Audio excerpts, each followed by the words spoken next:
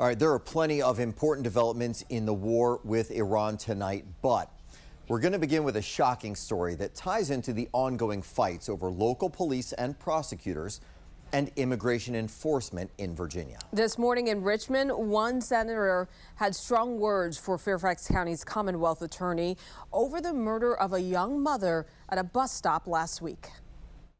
We have a prosecutor in Fairfax that does not care, that puts politics over policy, that puts his own beliefs and positions over the safety of the people who live in the county of Fairfax.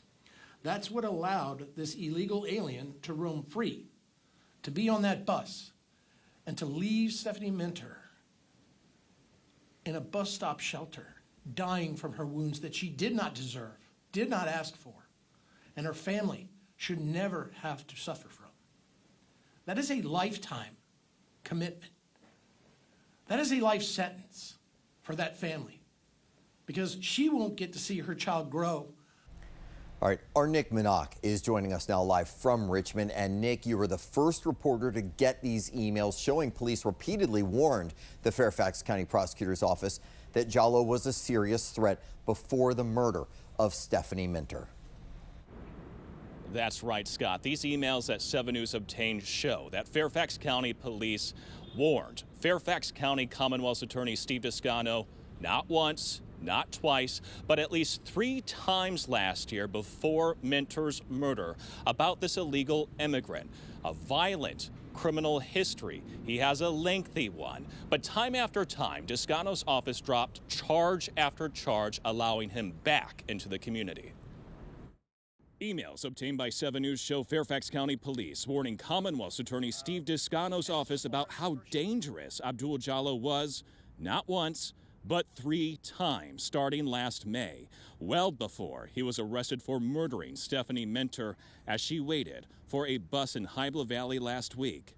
In the last email from November, a Fairfax County police major asked Descano's office why Jalloh was back in the community after facing a malicious wounding charge. The major telling Descano's office that based on more than 100 encounters with Jalloh over the years, FCPD's assessment was, quote, "It is not a question of if, but rather when he will maliciously wound or worse again."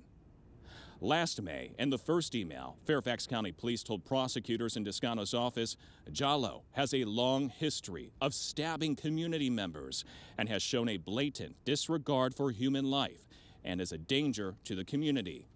On Wednesday, Republican senators in Richmond not only blasted Descano, but also Governor Abigail Spanberger, who supports legislation ending law enforcement cooperation with ICE and requiring immigration agents to get a signed judicial warrant if they want to deport someone like Jalloh in Virginia. Governor Spanberger, in her response, basically said, you can come and get this guy who just murdered Stephanie Minter if you have a judicial warrant, which she very well knows, having been a federal officer herself, is not a tool in immigration's toolbox. So what she's basically saying is, no, you can't have it. She's setting the policy that Virginia is a sanctuary state. And this case, Stephanie Minter's case and her death, is the tragic consequence.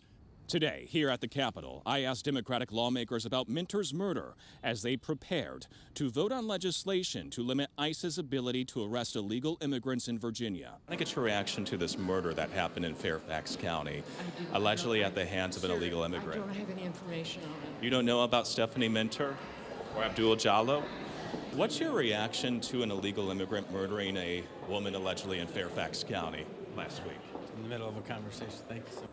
Delegate, do you think Fairfax County Sheriff should honor ICE's detainer? You have no reaction to this murder whatsoever. Sir, what's your reaction to a Virginia mother being murdered allegedly by an illegal immigrant in Fairfax County, an area that you represent, sir?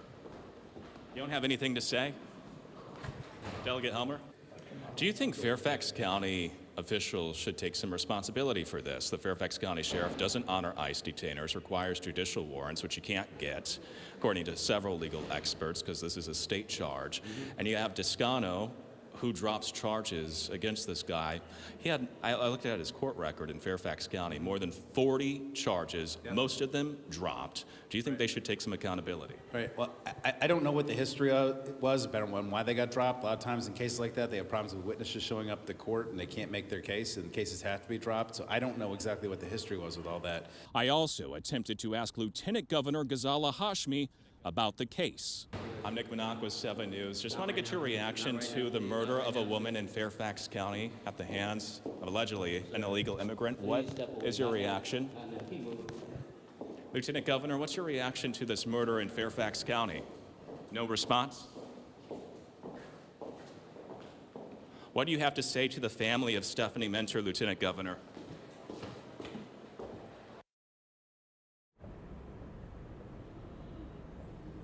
All right. Now, if you would like to see these emails between the police department and the Fairfax County Prosecutor, just head to our homepage on WJLA.com. Reporting live in Richmond, Nick Minock, 7 News. All right, Nick, and of course, this isn't the first time that the Fairfax County Commonwealth's attorney has faced some heat. Last year, then Governor Glenn Youngkin called on the state's former Attorney General to investigate Steve Descano for what the governor called repeat failures and not protecting the people that he was elected to serve. The call for an investigation came after this viral video showing a man with a lengthy criminal history allegedly trying to kidnap a toddler at the Fair Oaks Mall.